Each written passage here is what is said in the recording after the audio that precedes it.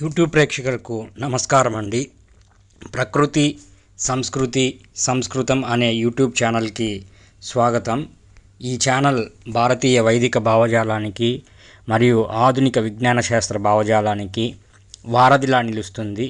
నేను చేసే ఈ వీడియోలు మీకు నచ్చినట్లయితే లైక్ చేయండి, షేర్ చేయండి మరియు జ్ఞానాన్ని విస్తరింపజేయండి. ఈ వీడియోలో నేను రోహిత్ గారి యొక్క అభిప్రాయాల గురించి చర్చించుతామని చెప్తున్నాను. ఇది కొంతమంది తెలుసుకోవాల్సిన అవసరం కూడా ఉంది. ఇది నేను చెప్పేది ఏమిటంటే, నేను మొన్న ఈ మధ్యన 11 రోజుల ముందు ఒక పోస్ట్ పెట్టాను నా యూట్యూబ్ ఛానల్లో. అందులో వచ్చేసి కొందరు వ్యక్తులు ఇక్కడ మీకు కనపడుతుంది. కొందరు వ్యక్తులు ఇలా తమ అక్కసును సమాజం మీద కక్కుతూ ఉంటారు. తాము సత్యవంతులమని అనుకుంటూ ఉంటారు. తాము చెప్పిన వాటిని చేదు సత్యాలని అనుకుంటూ యథార్థవాది, లోక విరోధి అనని అనుకుంటూ ఉంటారు. నిజానికి అలా చెప్పే వ్యక్తులు యథార్థవాదులు కారు, సత్యవాదులు అంతకంటే కారు. మధురమైనది నిజం. ఇది సత్యం అన్నమాట. సత్యం అనేది ఎప్పుడుగానే మధురముగానే ఉంటుంది, చేదుగా ఎప్పుడు ఉండదు. సత్యం ఎప్పుడూ చేదుగా ఉండదు, సత్యం తీయగా ఉంటుంది. సత్యం ఎవరికి చేదుగా ఉంటుంది అనంటే, ఎవరైతే అంతరంగంలో వారి దృష్టిలో అజ్ఞానం అలముకొని ఉంటారో వారికి సత్యం లేదా పరమసత్యం చేదుగా ఉంటుంది. పరమసత్యాలు చేదుగా ఉంటాయి. ఇక్కడ సత్యం ఏమిటంటే ఆత్మజ్ఞానమే సత్యం. అలాగే ఇక్కడ ఆత్మజ్ఞానం అలముకొని ఉండడం, ఇక్కడ అజ్ఞానం అలముకోవడం అంటే ఖచ్చితంగా ఏమిటి అంటే ఆత్మజ్ఞాన లేమి, కర్మ సిద్ధాంత లేమి, అద్వైత వేదాంత తత్వచింతన లేమి. ఈ 3 లేమిలు ఉండడం వల్ల వాళ్ళు అజ్ఞానంలో యథార్థవాది, లోక విరోధి అనే భావనలో తనను తాను యథార్థవాదిగా అని అనుకుంటూ ఉంటారన్నమాట. వాళ్ళు ఇన్ని లేములు, ఇన్ని చేదు అనుభవాలు, ఇన్ని చేదు జ్ఞాపకాలు, చేదు జ్ఞానాలు వాళ్ళల్లో పెట్టుకొని నిజమైన సత్యమైన మధురమైన జీవాత్మ పరమాత్మ తత్వాలను పరిచయం చేసుకోకుండా, పరిజ్ఞానం లేకుండా నేను చేదు నిజాలు చెప్తూ ఉంటాను, యథార్థవాదిని, లోక విరోధిని అనే శుష్క వచనాలు, మెట్ట వేదాంతాలు వల్లివేస్తూ ఉంటారన్నమాట. నిజానికి విషయం ఏంటంటే, అలా మాట్లాడే వ్యక్తులే యథార్థం కానప్పుడు, నువ్వు చెప్పే మాటలే యథార్థం కానప్పుడు నువ్వు ఎలా యథార్థవాది అవుతావు? అలాంటప్పుడు యథార్థవాది, లోక విరోధి అనేదానికి అర్థమేముంది? వాళ్ళు చెప్పేదానికి నేను ఎప్పుడూ చేదునిదాలు చెప్తూ ఉంటాను అని ఇలా కూడా చెప్తూ ఉంటారు కొంతమంది. అలా చెప్పడము వాళ్ళకు ఎంతవరకు సబబో అనేదానికి వాళ్ళు వాళ్ళ అంతరాత్మను విమర్శించుకోవాలి. అయితే మీరు చూసే దానికి రోహిత్ అనే అతను, పాతేపురం అనే అతను నాకు వ్యాఖ్యానాలు చేశారు. మీరు చూసేది ఆ మాటలు అనే వ్యక్తిని, ఆత్మను కాదు. ఆత్మను చూసిన వారైతే అలా ఎందుకు అలా అన్నారు అని వివరించడం లేదా జిజ్ఞాసతో తెలుసుకోవడం చేస్తారు కదా. ఆత్మజ్ఞానం అంటే ఇదే కదా అని అన్నారన్నమాట. దానికి నేను సమాధానం ఏమిచ్చానంటే, నా దృష్టికోణంలో మాటలు కాదు, ఆత్మనే మాటలు కాదు. నా దృష్టికోణం మాటలు కాదు, నా దృష్టికోణం ఆత్మనే. ఎందుకంటే ఆత్మ లేకుంటే నోటు నుంచి ఒక్క మాట కూడా రాదు కదా. శరీరంలో ఆత్మ ఉంటేనే వాడు యథార్థవాది, లోక విరోధి అని అంటాడు. యథార్థవాది అనేవాడు వాడికి యథార్థ పరిజ్ఞానమే లేదనమాట. వాడికి పదార్థ పరిజ్ఞానమే ఉంది. కాబట్టే వాడు అలా ఆ వ్యక్తి అలా మాట్లాడతాడు. ఒక వ్యక్తి తన నోటి ద్వారా అనాత్మ మాటలు మాట్లాడుతూ ఉన్నాడు అంటే ఖచ్చితంగా తనను తాను ఆత్మగా గుర్తించుకోలేదు. తనను తాను దేహంగా మాత్రమే, దేహ భాగాలుగా మాత్రమే, అహంకారంగా మాత్రమే గుర్తుపట్టాడు. కాబట్టి అలా మాట్లాడుతూ ఉంటారన్నమాట. అయితే ఆత్మ అడిగే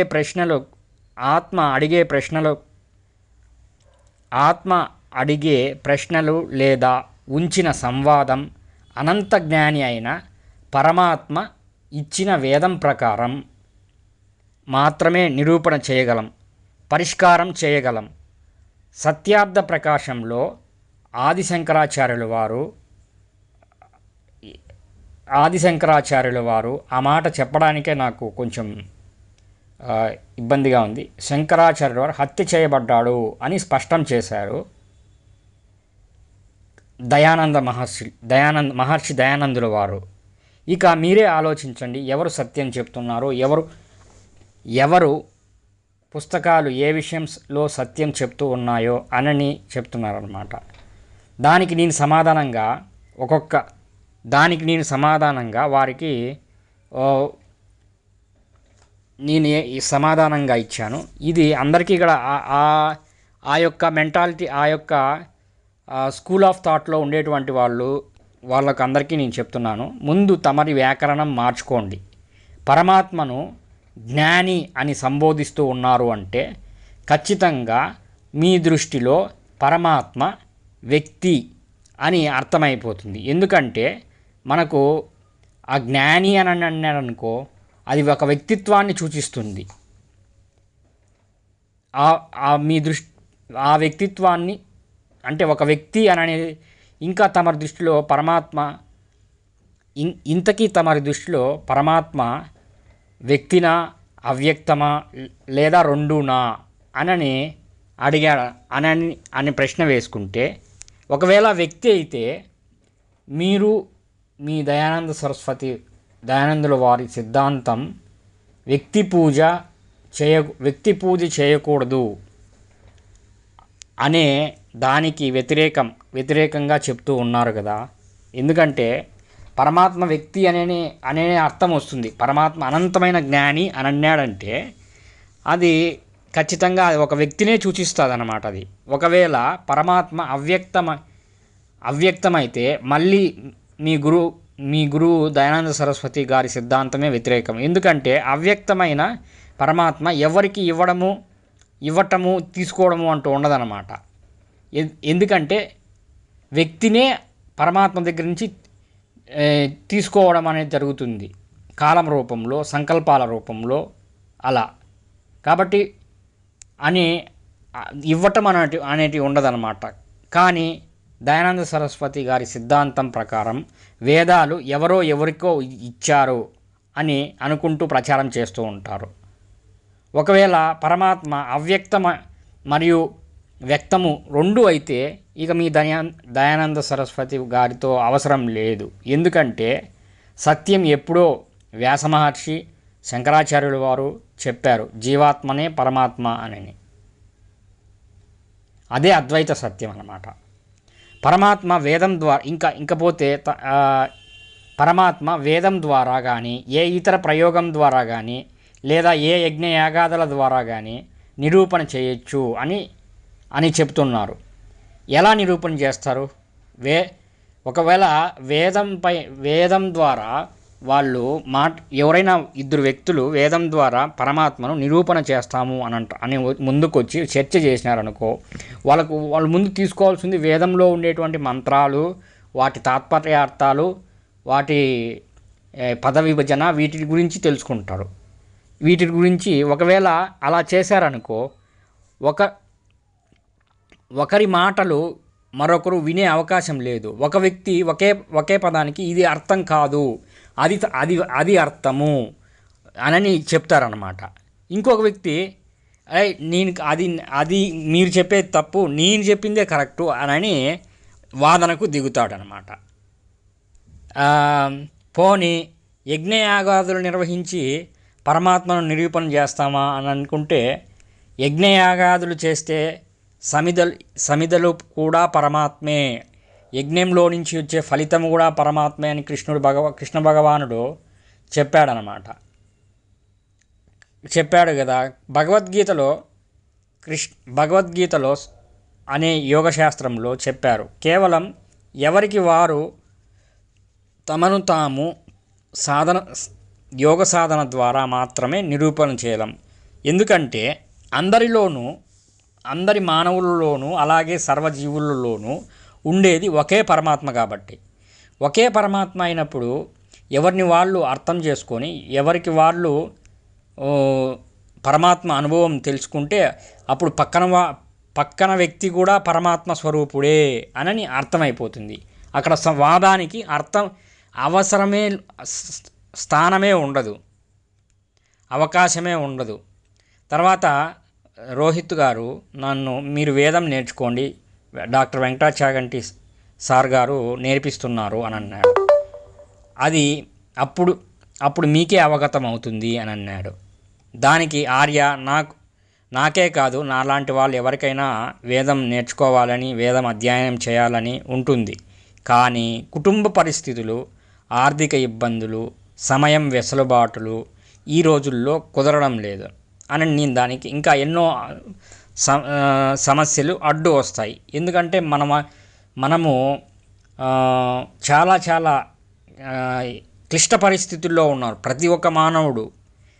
అటు ఉన్నతమైనటువంటి కార్పొరేట్ సంస్థల యొక్క అధినేతల దగ్గర నుంచి సామాన్య బడుగు బలహీనలు ఆర్థికంగా చితికిపోయినటువంటి వాళ్ళకుండే సమస్యలు వాళ్ళకు ఉన్నాయి, వీళ్ళకుండే సమస్యలు వీళ్ళకు ఉన్నాయి.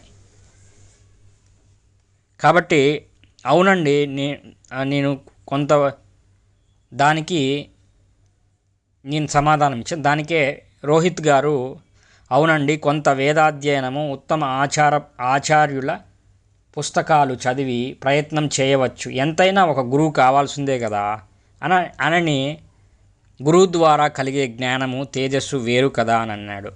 అవును దానికి నేను సమాధానంగా 2 సమాధానాలు ఇచ్చాను. అవును మహోదయ, చాలామందికి మంచి గురువు గారిని వెతికే పనిలో జన్మలు గడిచిపోతాయన్నమాట. జన్మలు గడిచిపోతాయి. ఇతపూర్వం కూడా అనేక మంది జీవాత్మల విషయంలో ఇలాగే జరిగింది. అందుకే ఆ పరిస్థితి నుంచి బయటపడేదానికే ఈ భూలోకంలో సైన్స్ అనేటువంటి ఒకానొక మార్గాన్ని ప్రవేశపెట్టారు. మన యొక్క ఈ సైన్స్ అండ్ టెక్నాలజీ వెనకల ఉండేదంతా ప్రతి భూమిపైన ఉన్నటువంటి సనాతన నాగరికతల్లో ఒకప్పుడు భూమిపైన సనాతన ధర్మమే, సనాతన వైదిక ధర్మమే అనేక రూపాలలో ఆయా ప్రాంతాలకు తగ్గట్టుగా ఉండేదన్నమాట. ఆయా ప్రాంతాలలో ఋషితుల్యమైనటువంటి మానవులు జన్మించి ఋషితుల్యమైనటువంటి కర్మలు చేసి వాళ్ళు ఉన్నత స్థాయి తలాలకు పరివర్తన చెందిన తర్వాత ఇతరుల మానవులని వాళ్ళలాగానే తీసుకోవాలి అనేటువంటి వాళ్ళలాగానే ఆ యొక్క ఉన్నత స్థాయి తలాలలోకి ఈ జన్మ పరంపరల నుంచి బయట పడవేయాలి అనుకుంటూ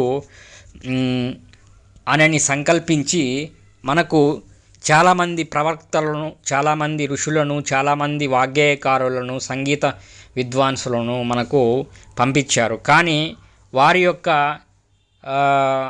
అంశాల్లో ఉండేటువంటి లోతైన తత్వచింతనను, వేదాంత తత్వచింతనను మనం విస్మరించి వాళ్ళనే పూజ చేయడం మొదలుపెట్టామన్నమాట. ఇది చాలా వరకు వాళ్ళు నిజంగానే పూజనీయులే, కానీ వాళ్ళనే పూజ చేస్తూ ఉండడం అనేది చాలా వాళ్ళని పూజ చేసుకుంటే మనకేదో వస్తుంది అనేటువంటిది చాలా అవివేకం అనడం కంటే అది తక్కువ స్థాయి అని అనుకోవడం, అక్కడే ఆగిపోతాం అన్నమాట. మన యొక్క వ్యక్తిత్వాన్ని మన యొక్క ఆత్మదర్శనాన్ని ఎప్పుడు పొందుతారు? ఇదే కదా మనకు ఆదిశంకరాచార్యులు తమ భజగోవిందంలో చెప్పింది. ఇదే కదా మన భగవద్గీతలో కృష్ణుడు కూడా ఉద్ధరేత్ ఆత్మానామని చెప్పింది. ఆ యొక్క ఆత్మజ్ఞానం ద్వారానే మనము పొందుతాం. ఆ మార్గంలోనే నేను కూడా వెళ్ళాను, ఆ మార్గంలోనే నేను అనుభవించాను. కాబట్టే నేను ఇలా ఏ వేదము చదవలేదు, ఏ గురువు గారి సేవ చేయలేదు, కేవలం యోగ సాధన మాత్రమే చేశాను. తర్వాత దానికి సైంటిఫిక్ టెంపర్ కూడా పెట్టాను. కాబట్టే నేను ఇలా మాట్లాడగలుగుతున్నాను. కాబట్టి గురువు కూడా ఒకవేళ గురువు దొరికిన ఈ ప్రస్తుత రోజుల్లో గురువు దొరికినా కూడా చాలా కష్టం అన్నమాట. ఒకవేళ మంచి గురువు దొరకడం కష్టము. ఒకవేళ దొరికినా కూడా ఆయన్ను ప్రసన్నం చేసుకోవడం చాలా కష్టము. ఒకవేళ ప్రసన్నం చేసుకున్నా కూడా శిష్యుడిని గురువు మెచ్చుకుంటే, ఒక శిష్యుడిని గురువు మెచ్చుకుంటే ఇంకొక శిష్యుడికి అది కోపం వస్తుంది. ఒకవేళ ఒక్కోసారి గురువునే వ్యాపార వస్తువుగా పెట్టి కొన్ని కోట్ల టర్నోవర్తో వ్యాపారాలు చేస్తూ ఉన్నవారు కూడా ఉన్నారు ఈ రోజుల్లో. గురువులు ఏదో జనాలకు హితబోధ చేయాలని ఏదో వాళ్ళు ఆశ్రమాలు కొంత ఆర్థికంగా ఆదుకోండి అనే ఉద్దేశంతో వాళ్ళు ప్రభుత్వం దగ్గర అనుమతులు తెచ్చుకొని వాళ్ళు ఆశ్రమాలు కట్టిస్తే వాళ్ళని ప్రసన్నం చేసుకోవడానికి ఇక్కడ వాళ్ళనే ఒక వ్యాపార వస్తువుగా చేసుకొని వాళ్ళ ద్వారా వీళ్ళు ప్రముఖులు కావడము ఇలా చేస్తూ ఉంటారన్నమాట. సో అందుకే నేను ఇవన్నీ పరిశీలనించే ప్రకృతి, సంస్కృతి, సంస్కృతం అని పెట్టానన్నమాట. ప్రకృతి అంటే ఇంతకుముందు మీకు చెప్పాను, ప్రతి ఒక్కరూ పోటీతత్వంతో లేకుండా ప్రకృతిలో అంటే ప్రకృతి సహజంగా ఉండేటువంటి ప్రకృతిని వాడుకోవడం అది ఒక అర్థము. తర్వాత ప్రకృతిలో పోటీ ఉంటుంది అనేది ఒక అర్థము. దాని తర్వాత సంస్కరించబడినటువంటి జీవన విధానం అన్నమాట. సంస్కరించబడినటువంటి జీవన విధానము. తర్వాత సంస్కరించబడినటువంటి శబ్దార్థ భావ విధానం అన్నమాట. అదే సంస్కృతం అనే దాన్ని నేను తీసుకొచ్చాను. నా యూట్యూబ్ ఛానల్లో ఉన్న అన్ని వీడియోలు, పోస్టులు చూడు అని చెప్పాను. చూడండి, స్వీయ విచారణ చేయండి, నన్ను ప్రశ్నలు అడగండి. అర్థం నేను మీకు వీలైనంత వరకు చెప్తాను అని నేను చెప్పాను దానికి. అప్పుడే నీకు వేదం అర్థమవుతుంది. వేదమంతా నీలోనే ఉంది ఆర్య అని నేను సమాధానం చెప్పాను. ఎందుకంటే వేదం అనేది ప్రత్యేకంగా లేదు, మన దేహమే వేద స్వరూపం అన్నమాట. మన దేహమే వేద స్వరూపము, మన దేహమే యోగ స్వరూపము, మన దేహమే స్మృతి స్వరూపము, మన దేహమే శృతి స్వరూపము, మన దేహమే పురాణ స్వరూపము. అన్నీ మన శరీరంలోనే ఉన్నాయి. కానీ మనం దాన్ని గుర్తించలేకపోతున్నారు. గుర్తించిన మహానుభావులు వాళ్ళు విముక్తాత్మలో అయిపోతున్నారు.